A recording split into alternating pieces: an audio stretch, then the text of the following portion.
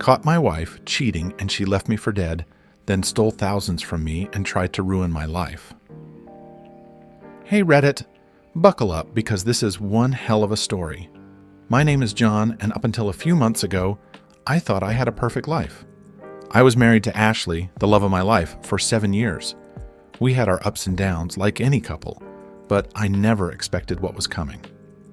It all started on a random Thursday. I had come home early from work, planning to surprise Ashley with a nice dinner. I picked up her favorite sushi, even grabbed a bottle of that expensive wine she liked.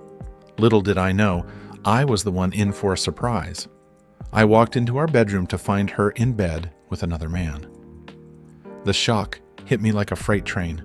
I couldn't move, couldn't speak, just stood there, watching my life fall apart.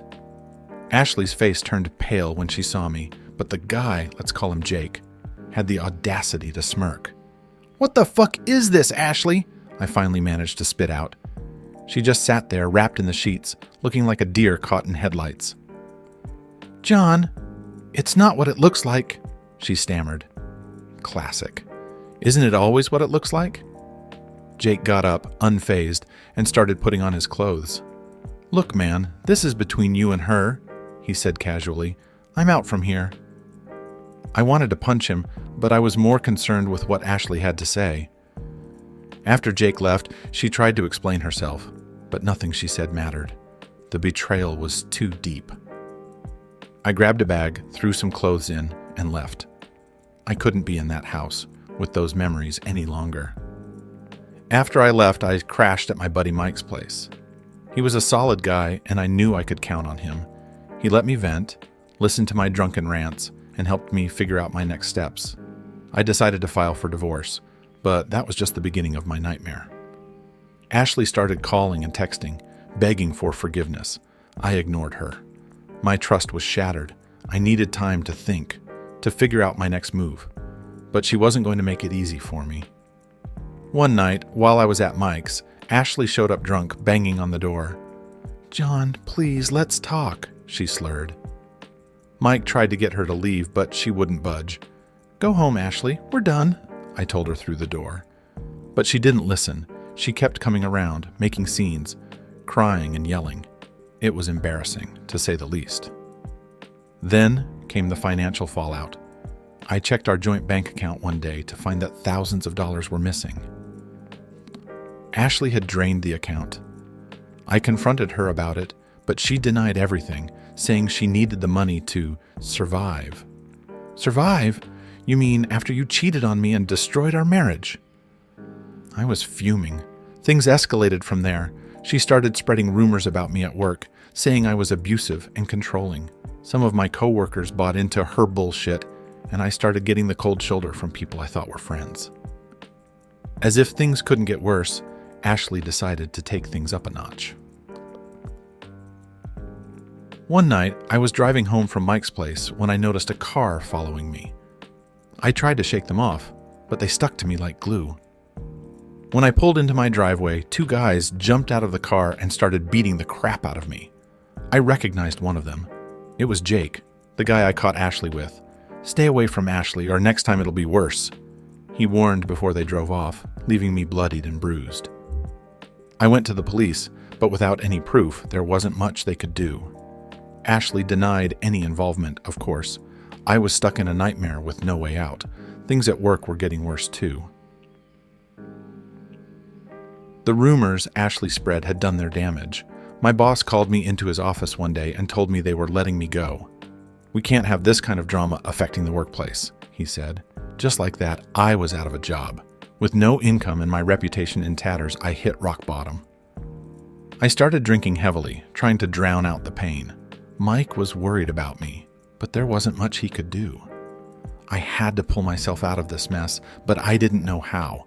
One night, after a particularly heavy drinking session, I found myself sitting on the edge of a bridge, contemplating ending it all.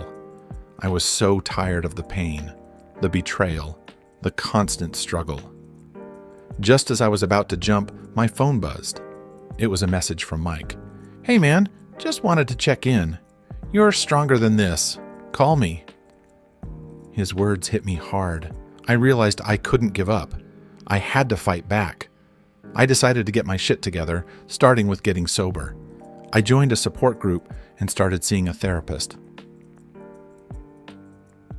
It wasn't easy, but I was determined to reclaim my life. I also hired a lawyer to go after Ashley for the money she stole. The legal battle was long and ugly, but I was relentless. Eventually, we reached a settlement, and I got some of my money back. It wasn't much, but it was a start. I found a new job far away from the toxic environment Ashley had created. It wasn't glamorous, but it paid the bills. Slowly but surely, I started rebuilding my life. I cut off all contact with Ashley and focused on my own healing. It's been a year since my life turned upside down, and I've been on a roller coaster ride of emotions and self-discovery. Reflecting on the past 12 months, I realized just how far I've come and how much I've grown. Let me take you through this journey in detail. The night I nearly ended it all was a turning point. Mike's message was the lifeline I desperately needed. His simple words reminded me that I wasn't alone and that there were people who cared about me. That realization was the spark that ignited my determination to fight back and reclaim my life. I started by tackling my drinking problem head on. I knew I couldn't do it alone, so I joined a support group. Walking into that first meeting was one of the hardest things I've ever done. I was terrified of opening up to strangers about my struggles, but it turned out to be one of the best decisions I ever made. In that room, I found people who understood my pain. They shared their own stories of addiction and recovery, and their courage inspired me. Week by week, I learned to face my demons and resist the urge to numb my feelings with alcohol. It was a slow and painful process, but with every step, I felt a little bit stronger. Getting sober was just the beginning. I had to rebuild my life from the ground up. Finding a new job was a top priority. I didn't have the luxury of being picky, so I took the first decent offer that came my way. It was a modest position, nothing like my previous job, but it was a fresh start. The workplace was a breath of fresh air. My new colleagues were friendly and supportive, and I felt valued for the first time in a long time. I threw myself into my work, determined to prove myself and regain my confidence. It wasn't easy, and there were days when I wanted to give up, but I kept pushing forward. One of the biggest challenges was dealing with the legal battle against Ashley. She had taken thousands from me, and I was determined to get it back. I hired a lawyer who was as tenacious as I was, and together we fought tooth and nail. Ashley tried every trick in the book to delay the process and avoid accountability, but we were relentless. Eventually, we reached a settlement, and I recovered some of my money. It wasn't a full victory, but it was enough to feel like justice had been served. While my financial and professional life slowly stabilized, my heart was still in pieces. The betrayal had shattered my trust, and the idea of dating again seemed impossible. But I knew I couldn't let Ashley's actions define my future. I had to find a way to heal. Therapy became a crucial part of my recovery. My therapist helped me navigate the complex emotions I was grappling with: anger, sadness, and fear. We worked on rebuilding my self-esteem and understanding that what happened wasn't my fault. It was a tough journey, filled with painful realizations and tearful sessions, but it was also incredibly liberating. Gradually, I started to open up to the idea of dating. I wasn't looking for anything serious, just trying to get my feet wet and see if I could still connect with someone. I joined a few dating apps and went on a handful of dates. Some were awkward, others were fun, and one or two showed potential. It was a slow process, but with each date I felt a little more hopeful. One of the most important lessons I learned was the importance of self-care.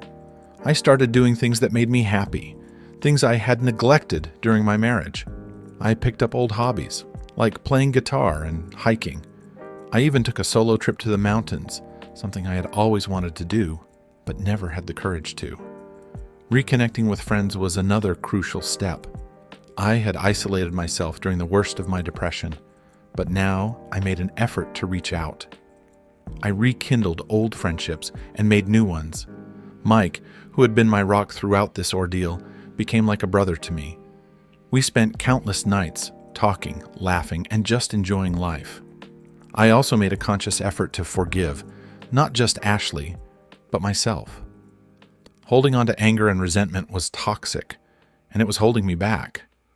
Letting go of that negativity was one of the hardest things I've ever done, but it was also one of the most freeing. Today, I'm in a much better place. I'm not fully healed, and I still have my bad days, but I'm stronger and more resilient than I ever thought possible. I've learned that life can throw some pretty awful curveballs, but it's how we respond that defines us. As for Ashley, I don't keep tabs on her anymore. Last I heard, she was still with Jake, but they were having their own issues. I don't wish her harm, but I don't pity her either. She made her choices, and now she has to live with the consequences. Sharing my story here on Reddit is a way of closing this chapter of my life. I want others going through similar situations to know that there is hope, even when things seem darkest. Life can get better, but you have to fight for it. Surround yourself with supportive people, seek professional help, and take it one day at a time. Thanks for sticking with me through this journey, Reddit. Your support means the world to me.